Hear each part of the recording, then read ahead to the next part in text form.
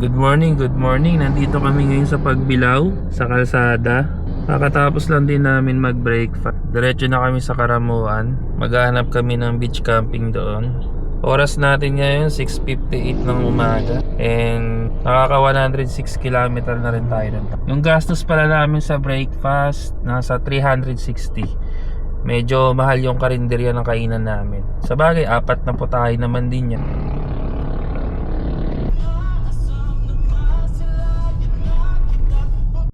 Turn left on Pan Philippine.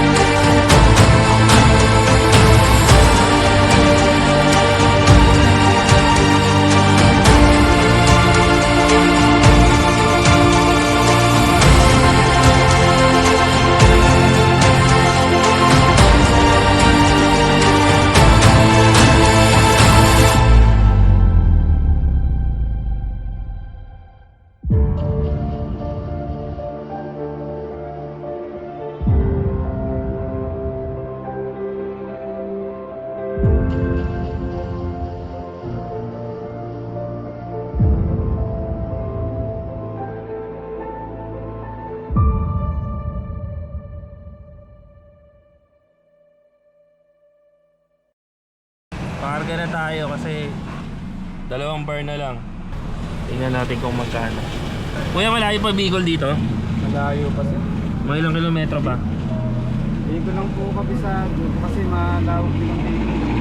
Saan po sa Bicol?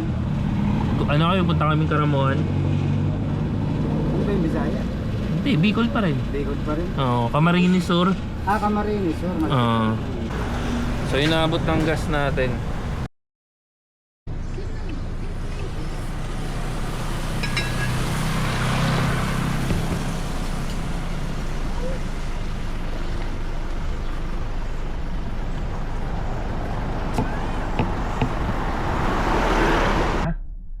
Naalala ko yung nasa Danau tayo. Ano naalala mo? Yung nasa Danau. Ano yan sa dala? Nagmamadali tayo, hindi natin alam na may bato pala sa gitna. Ay, na-disgrasya tayo sa motor. Bukid din yan eh. Oo. Pero hindi naman tayo sa drive. 15 hours na.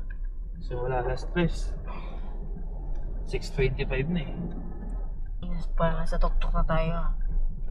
Yun lang naman siya dahil sa bundok. Kasing daan dito sa gitna. Mas mabilis ka na may nasa gitna. Kaya ang ginawa. Street. Oo. Ano talaga? Libot talaga. Naman love. Mapagod na ba yung gumawa ng kalsada? Oo, mahirapan sila kasi dami nilang bubutasin. Katulad sa gilid-gilid lang. Metro yan. Pagpasok natin ng ano, 41 kilometer ba? Hindi pa. Isang oras pa yan. Baka wala ang nalak. Wala na rin signal.